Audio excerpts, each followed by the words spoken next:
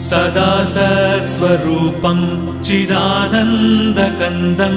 जगत्सम्भवस्थानसंहारहेतुं स्वभक्तेच्छया मानुषं दर्शयन्तं नमामीश्वरं सद्गुरुं साईनाथं